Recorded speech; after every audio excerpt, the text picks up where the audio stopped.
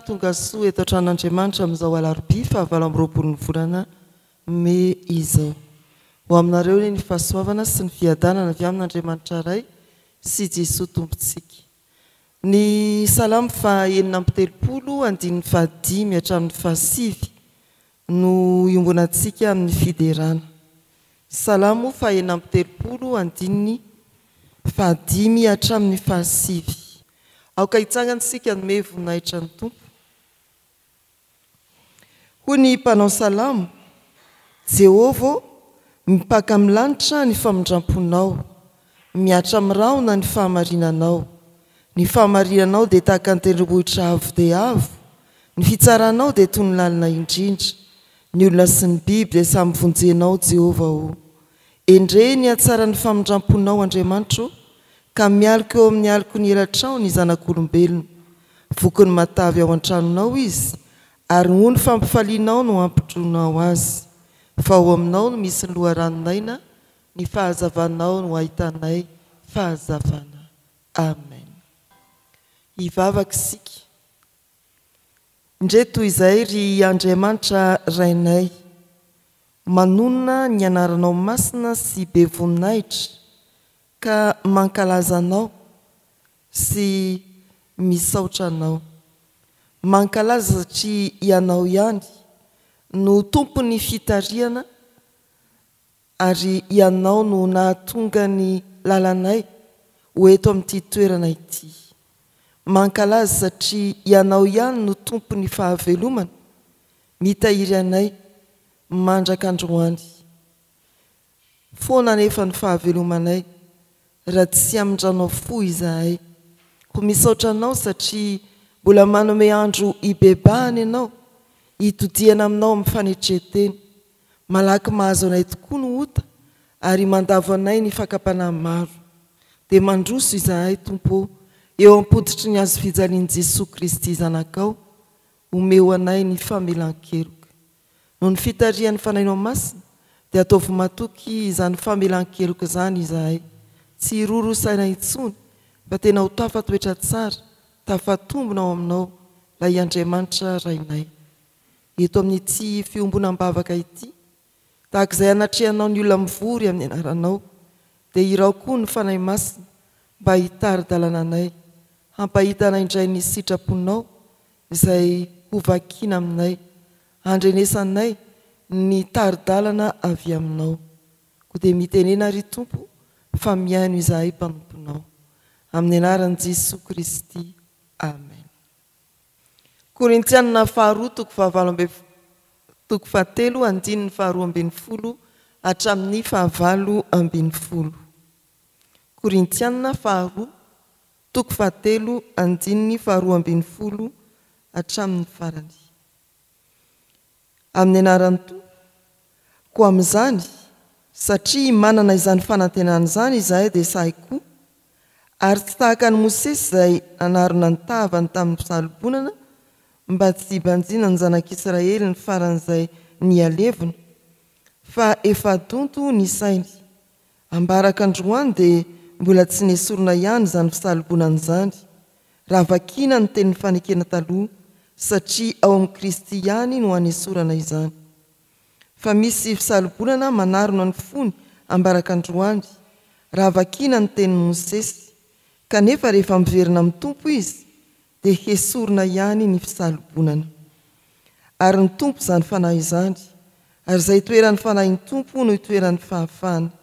Fa isika rehetra kosa amin'ny tava tsy misarona, dia mijery ny voninahitry ny Tompo toy ny amin'ny fitaratra, ka hovana hahazo izany endrika izany indrindra avy amin'ny voninahitra ka ho amin'ny voninahitra, toy ny avy amin'ny Tompo dia ny fanahy. Amen. Ray masinao, manamasina anay amin'ny fahamarinana, ny teninao no fahamarinana. Amen. Mbola ho aminareo ny ry havana ny fanahin'ny Tompo, ary hitarika antsika ahita indray ny sitrapon'ny Tompo amin'ity fotoana ity. Hitari-dalana ny fanahy masina. Izay no vakiana zantsika teo, dia fandarana araka ny mofinaina ary miverina, vaky teny miverina ny alahady lasa teo izany ry havana. Korintiana faharoa toko fahatelo andiny faharoa ambin'ny folo hatramin'ny fahavalo ambin'ny folo. Azo lazana hoe miamafy ny manjo ny fiangonana, miatrika ny zava-misy manodidina ny fampianarana kristianina, ny marina araka ny filazantsara ankehitriny. Betsaka ny feo izay mifamaofao anatin'izany fampianarana momba ny Baiboly, ny amin'ny filazantsara ny Kristy. Misy mitarika mankany amin'ny fombafomba, misy mampianatra ny amin'ny fitiavantena sy ny fahombiazana, ny fitadiava tombotsoa, misy mankany amin'ny finoana tsy ahitana fanovana. Fa izao soratra masina izao dia manambara amintsika fa ny taridalana avy amin'ny fanahy masina ihany no hitokiana hanazava antsika manoloana ny soratra masina. Ny taridalana avy amin'ny fanahy masina ihany no azo antoka mba hitondra fahafahana ao antsika, ary ny taridalana avy amin'ny fanahy masina ihany no azo hitompona sy hitokiana mba hitondra fiovanana eo amin'ny fiainantsika. Ny fanahy masina mitaridalana ho amin'ny fahazavana. Eo amin'ny andininy faefatra ambin'ny folo hatramin'ny fahaenina ambin'ny folo, verenana vakina amintsika manao hoe: fa efa donto ny sainy, fa ambaraka androany dia mbola tsy nesorina ihany izany fisalibonana izany, raha vakina ny tenin'ny fanekena taloha, satria ao amin'ny Kristy ihany no hanesorana izany. Fa misy salibonana manarona ny fony ambaraka androany raha vakina ny tenin'ny Mosesy, kanefa re mifamiverina amin'ny tompo izy dia esorina ihany ny fisalibonana. Verimberina ao anatin'izany ny atao hoe fisalibonana riavana. Raha naka ny didy folo voasoratra tamin'ny vato fisaka tao an-tendrombohitra i Sinay i Mosesy, dia nametraka fisalibonana satria moa tamin'ny andron'i Mosesy ary tao amin'ny testamenta taloha dia tsy vita mihitsy ny manatrika an'Andriamanitra satria feno famirapiratana sy voninahitra izy. Maty ny olona izay miaona mivantana amin'Andriamanitra, koa dia napetraka izany atao hoe fisalibonana. Raha adika ny teny hoe fisalibonana dia milaza sarotava manontolo. Eto dia hoe fisalibonana toa manakona ny tavan'i Mosesy, fa ery ambany ery dia eo amin'ny andininy fahatelo ambin'ny folo dia milaza koa ny mpanoratra fa misy fahalibonana ny fonony izay manaraka ny Mosesy, ireo mbola ao anatin'ny testamenta taloha, ireo mpivavaka jiosy zany. Tsy mahita ny fahazavany Kristy, tsy afaka misitraka ny fanambarana mazava ny amin'ny Kristy ao amin'ny soratra masina dia ny testamenta taloha tamin'ny fotoan'andron'ny jiosy. Misy fisalibonana. Fa eto ry havana dia ambaran'ny soratra masina fa ny fanahy masina dia manome fahazavana tokoa. Ny fanahy masina no manokatra ny saina sy ny fo ka hiala amin'ny fisalibonana dia androso amin'ny fahalalana marina Kristy ilay fahazavana. Ny fanahy masina no manala ny fanakonana rehetra tsy ahitana ny Kristy ao amin'ny soratra masina. Ambaran'izao soratra masina izao fa tsy fanabeazana na fitsipim-pivavahana no manaisitra izany fisalibonana izany, fa ny fanahy mitarika ao amin'ny fahazavana ahitany Kristy. Ka ao amin'ny soratra masina na ny testamenta taloha na ny filazantsara na ny epistily, rehefa ekena ny fitarian'ny fanahy masina dia mazava amintsika ny fanambaran'ny Baiboly ny amin'ny Jesosy Kristy. Hoy indrindra ny Jaona toko 5 andininy 7 manamafy izany hevitra izany manao hoe amin'ny anaran'ny Tompo: jinionareo ny soratra masina satria ataonareo fa ao amin'ny no ananareo fiainana mandrakizay, ary reny manambara. Ny soratra masina no manambara any Jesosy Kristy. Rehefa mandinika ny soratra masina manontolo isika na miaingana amin'ny testamenta taloha, makao amin'ny filazantsara, mamakivaky ny epistily hatrany amin'ny apokalipsy, ka manaiky ho tarihan'ny fanahy masina dia mahita ny fahazavana isika, mahita ny Kristy isika, voambara amintsika i Kristy. Ny fanahy masina dia manala ny fanakonana rehetra tsy ahitantsika ny fahazavan'ny tenin'Andriamanitra manambara ny Kristy. Meteza ho tarihan'ny fanahy masina hahalala ny Kristy ao amin'ny teniny. Fa ny faharoa, ny fitarihan'ny fanahy masina dia manome antsika fahafahana. Hoy ny andininy 7:10 amin'ny anaran'ny Tompo. Ary ny Tompo izany fanahy izany, ary izay toeran'ny fanahin'ny Tompo no itoeran'ny fahafahana. Ary ny Tompo izany fanahy izany, izay toeran'ny fanahin'ny Tompo no itoeran'ny fahafahana. Tsy fahafahana manimba akory ka hoe samy manao izay mahafaly ny fony. Araky ny bokin'ny mpitsara hitantsika omaly, rehefa izay no nizoran'ny zanak'Israely dia sasatry ny miarina izy, manota dia simba dia mibebaka dia amboarin'Andriamanitra indray dia miverimberina toy izany. Tsy fahafahana tahaka izany natony ao amin'ny fanjakan'ny Baroka samy manao izay ahafalifaly ny fony, fa fahafahana izay mitondra antsika hiaina ny sitrapon'Andriamanitra amin'ny fitiavana, amin'ny fifaliana ao anatin'ny faharesen-dahatra tanteraka. Rehefa tarihan'ny fanahy masina isika dia miasa ny fahasoavan'Andriamanitra ka mahatonga antsika hanana fahafahana hiaina ny sitrapon'Andriamanitra tsy anteritery, tsy misy ny hoe azahaza na ny hoe tsy maintsy izao na izao, fa mandeha eo ambany fitarihan'ny fanahy masina amin'ny alalan'ny fahasoavan'Andriamanitra dia fifaliana sy fitiavana no iainantsika ny lalàna sy ny sitrapon'Andriamanitra. Raha mitarika antsika ny fanahy masina dia manana fitondran-tena madio vokatry ny fitiavana ao anatin'ny faharesen-dahatra isika. Hoy ny Romana 9:10 manao hoe amin'ny anaran'ny Tompo, fa tsy nandray ny fanahy mmpandevozana ho amin'ny tahotra indray ianareo, fa nandray ny fanahy ny zanaka natsangana izay antsonantsika hoe Abaraio. Fanahy ny zanaka natsangana, manana n'izany fahafahan'ny zanaka izany isika, fahafahan'ny zanaka manahaka n'Andriamanitra rainy amin'ny fahamasinana sy ny fahadiovana. Raha mety isika tarihan'ny fanahy masina dia miaina izany fahafahany izany driavana, tsy ao anatin'ny teritery ny azahaza, tsy ao anatin'ny teritery ny tsy maintsy araka ny lalàna, fa eo ambany fitarihan'ny fanahy masina hiainana ny fahasoavan'ny Tompo amin'ny fifaliana sy ny fitiavana, ny sitrapon'ny Tompo. Fa ny fanahy masina koa dia mitondra fanovana eo amin'ny fiainantsika, mitaridarana antsika eo amin'ny fanovana ny fanahy masina. Hoy ny andininy 9 amin'ny anaran'i Jesosy, fa isika rehetra kosa mitava tsy misarona dia mijery ny voninahitry ny Tompo toy ny amin'ny fitaratra, ka ovana ahazo izany endrika izany indrindra avy amin'ny voninahitra ka ho amin'ny voninahitra toy ny avy amin'ny Tompo dia ny fanahy.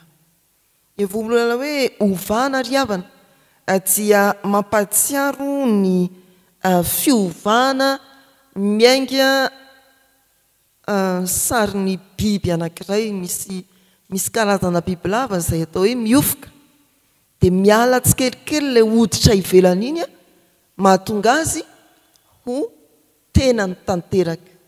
Ary izany no voambolana eto, fiofoana tsy indray mandeha fa tsikelikely hahatonga fisehoana amin'ny tanteraka.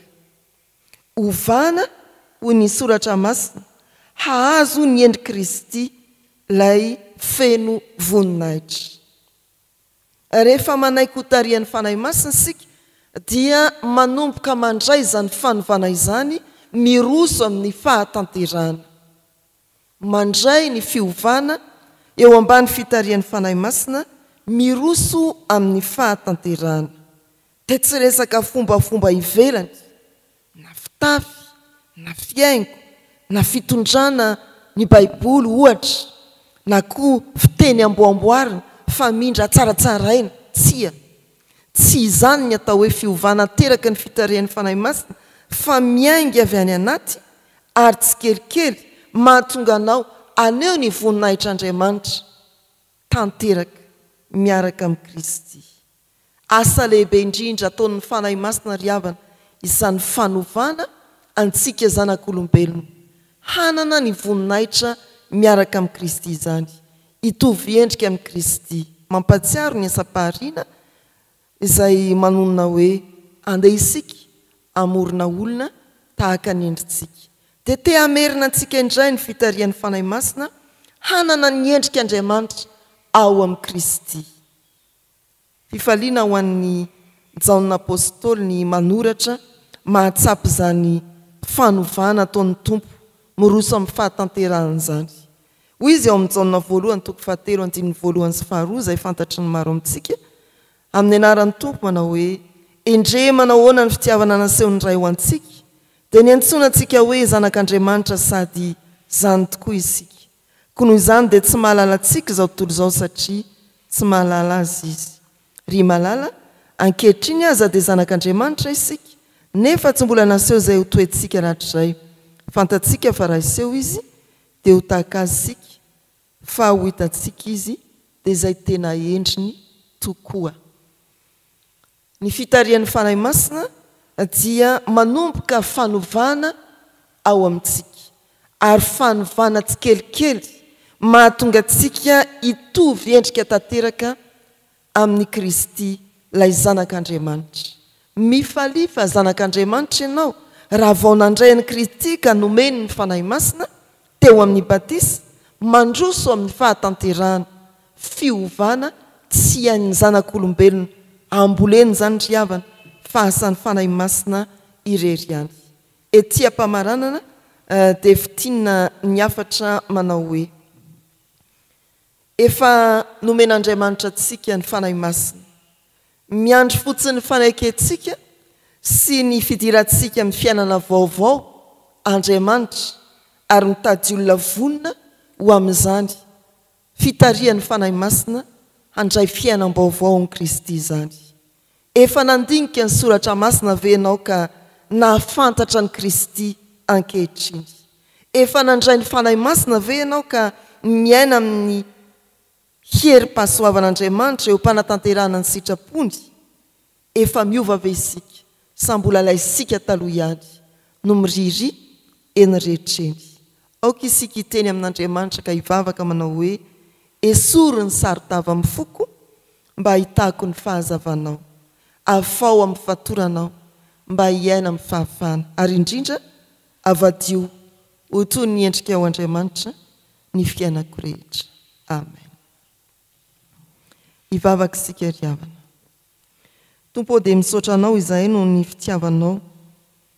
Miteny aminay indray ianao no izany fitiavanao izany ka mampahafantatra fa manoloana ny hevitra maro mifamafao te handrirotra anay, te hitarika anay dia ny fanahinao masina ihany no azo itokina mba hitarika anay, manome anay ny fahazavana izay ahitana eny Kristy ao amin'ny soratra masina, manome anay ny fahafahana mba hiainana ankalalahana ny sitraponao Andriamanitra ary manome anay fiovana hirosona amin'ny fahatanterahana andraisana ny endrika ho feno dia ny endrika ao Andriamanitra ao amin'ny Jesosy Kristy ilay manana ny voninahitra miaraka aminao.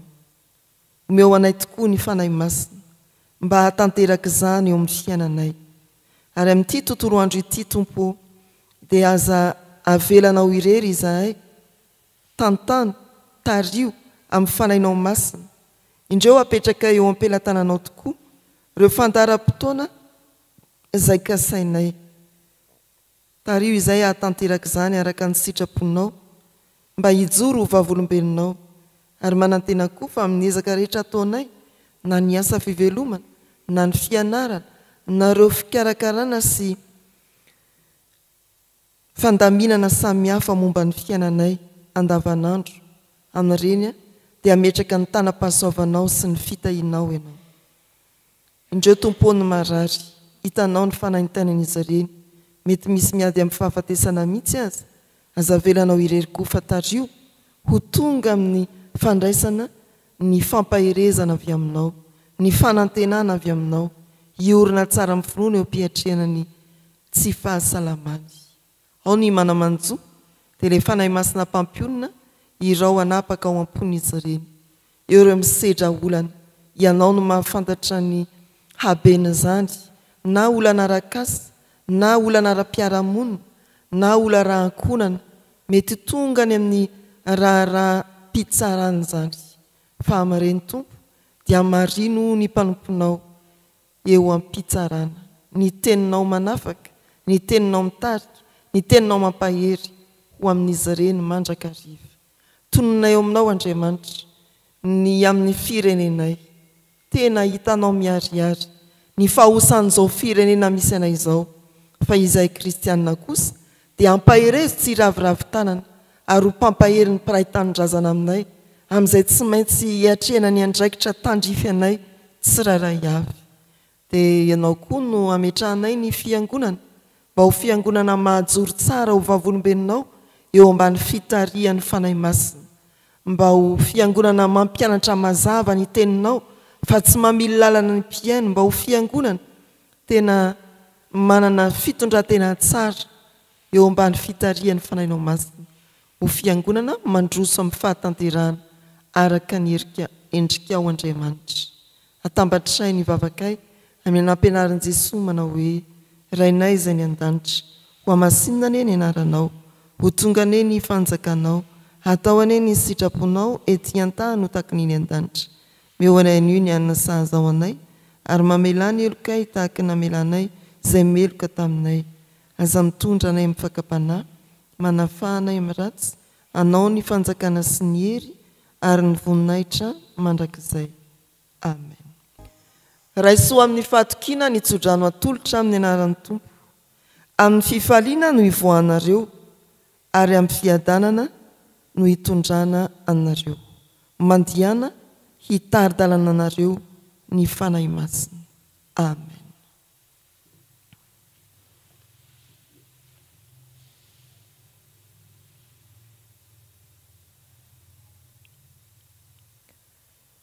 Ho an'Andriamanitra irery ihany ny voninahitra, amin'ny anaran'ny Ray sy ny Zanaka ary ny fanahy masina.